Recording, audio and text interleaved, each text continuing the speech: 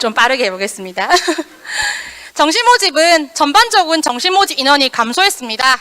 보시는 것처럼 수능 위주 전형이 3,600명 감소가 있고 전체적인 정시 모집 정원은 4,400명 정도의 감소가 있습니다. 특히 아까 앞서 보셨던 것처럼 비수도권 지역의 정시 모집 전형 인원이 굉장히 많이 감소하고 있습니다.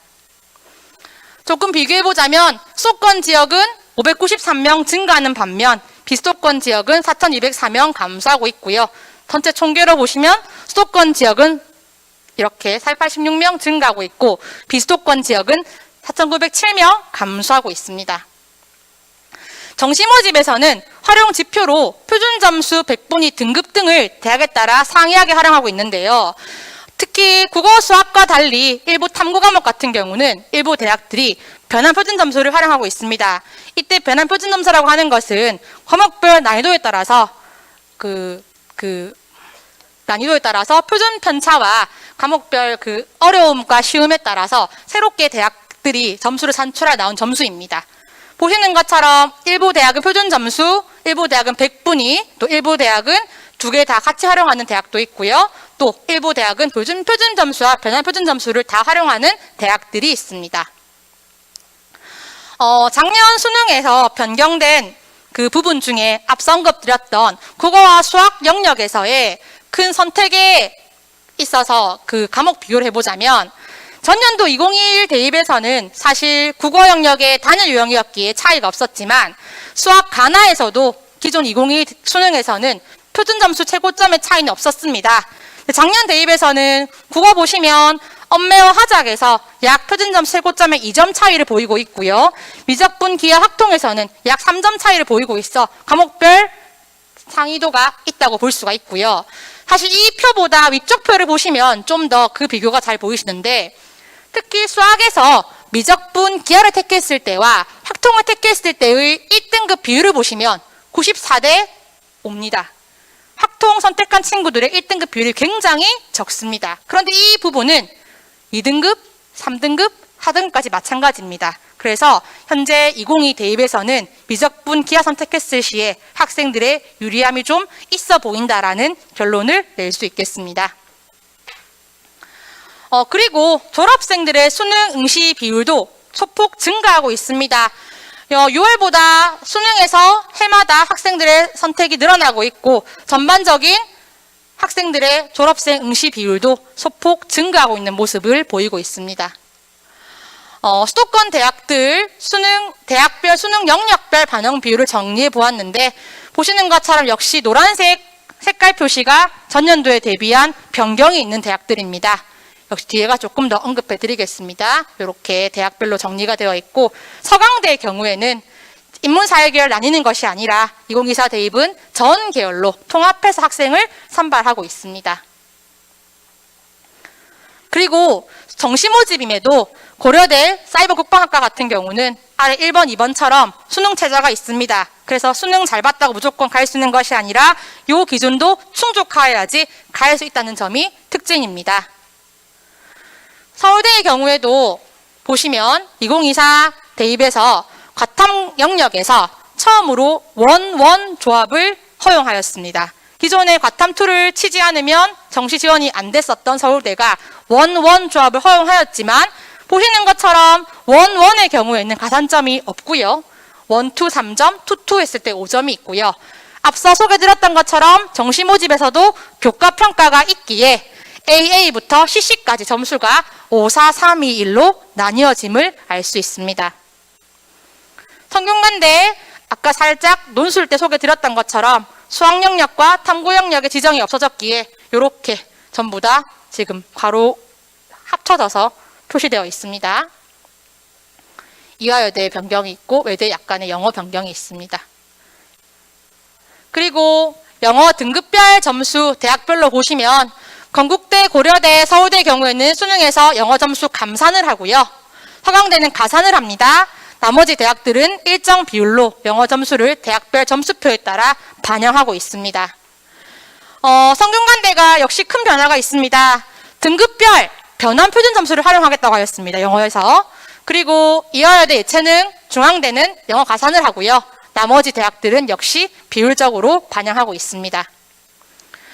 한국사의 경우에는 고려대, 서강대가 가산을 하고 나머지 대학은 감산을 하고 있고요. 그 다음 숙대, 연세대가 가산, 나머지 대학들은 감산, 그리고 산양대가 감산이고 나머지 대학들은 가산으로 점수를 표에 따라 부여하고 있기에 한국사도 정시에서는 약간의 중요함을 알 수 있습니다. 서울대 앞서 말씀드렸던 것처럼 정시에 학교 추천 전형이 있다라는 부분이고, 조금 변화를 한번 정리해 보겠습니다. 먼저 건국대입니다.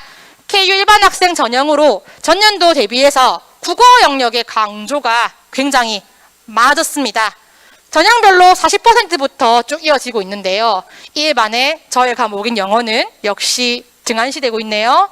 10%로 감소되었고요. 한국사 역시 반영이 5%에서 감점으로 변경되었습니다. 경희대입니다.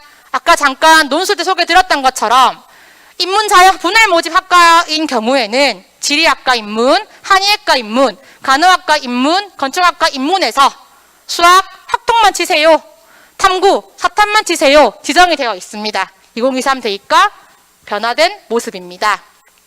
고려대입니다. 말씀드렸던 것처럼 수능에서 교과수 전형이 신설되었고 수능 80%, 교과 성적 20%로 정량평가하고 있고요.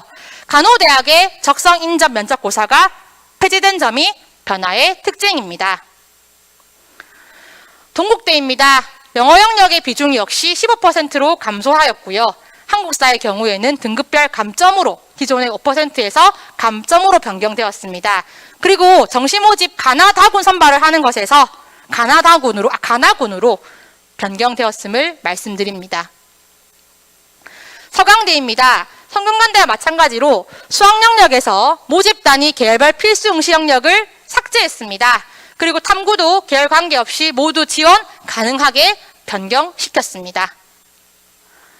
서울대입니다. 말씀드렸던 것처럼 자연계열에서 과탐 원원 조합을 도입하였는데 단 보시면 자연과학대학, 공과대학, 농업생명과학대학, 사범대학, 의과대학 중에서 일부 학과들은 물리학 원이나 화학원 응시를 반드시 하라고 명시되어 있기에 각 학교 이 서울대 요강을 한번 잘 보시기 바랍니다. 각 세부적으로 학과들이 나와 있거든요. 서울시립대의 경우에는 인문계열 3와 예체능에서 살짝의 반영 비율의 변경이 있습니다. 성균관대의 경우 보시는 것처럼 아까 말씀드렸던 것처럼 인문자연 통합 수능에 따른 교차 지원 허용을 확대시켜서 수학과 탐구 영역 지정 과목을 삭제했고, 특이하게 영어 영역의 경우에는 등급별 변환 표준 점수를 활용하겠다라고 하였고, 탐구 영역은 100분위별 변표를 확인하겠다라고 하였습니다. 한국사는 가산점에서 감점 적용으로 바뀌었음을 알려드립니다. 굉장히 많은 변화가 있는 성균관대의 정시 모집입니다. 이화여대의 경우에는 인문계열에서 수학 25% 반영하는 것을 30%로 변경시켰고, 우리 학생들이 좋아하는 데이터 사이언스 학과나 인공지능학과에서 각 30명씩 정시 모집 선발을 하고 있습니다. 한국외대입니다. 영어 영역 등급별 환산 점수가 학과별로 상이하게 변경되었습니다. 기존의 인문자연이 아니라 인문자연에서도 학과별로 20% 학과, 15% 학과로 나뉘어서 선발을 하고 있습니다. 한양대의 경우에는요, 자연계열 과탐2 과목의 변표 점수 3% 가산점 부여가 되는 것이 폐지가 되었음이 큰 특징이고, 정시 모집 군의 살짝의 변경이 학과별로 일부 있습니다. 이제 부산지역대학입니다. 여기에 파란색으로 표시된 부분들은 자연계열임에도 수학 영역 지정이 없는 대학들입니다. 즉 보시는 것처럼 이렇게 약학과나 의예과 정도는 수학이나 과탐의 지정이 있지 나머지 대학들은 잘 없습니다. 역시 부산대 노란색으로 변화가 있음을 말씀드렸고요. 아까 한 번 더 이렇게 정리가 되는 모습입니다. 역시 부산 지역 15개 대학들은요, 영어 등급별 점수가 가산, 감산 형태가 아니라 비율로 반영합니다. 대학별로 몇 % 반영하는지가 상이하고 있고 아직 동서대는 미발표입니다. 이렇게 정리가 되고, 한국사 같은 경우는 서울 지역과 다르게 일부 대학만, 동아대, 부경대, 부산대, 영산대, 한국해양대만 가산점으로 활용하고 있습니다. 정리해 보겠습니다. 먼저 경성대 약대입니다. 보시는 것처럼 약학과에서 표준 점수, 기존의 2023 대입은요 100분이 활용한 변표를 썼는데 2024 대입은 표준 점수를 쓰겠다라고 하였고 2 과목 한 과목당 가산점 2점 줍니다라고 발표하였기에 2 과목 선택한 친구들이 유리해짐을 알 수 있습니다. 고신대 군 변경 있고요. 동명대 역시 군 변경 있고요.